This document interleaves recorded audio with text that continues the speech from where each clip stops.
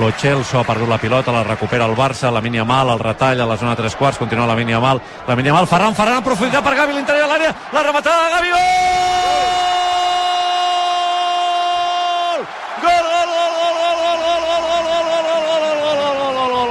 El Barça va per feina, el Barça vol guanyar la Lliga el més d'hora possible, passada en profunditat per Gavi a l'interior de l'àrea i la rematada del Cés lluny de l'abast d'Adrián.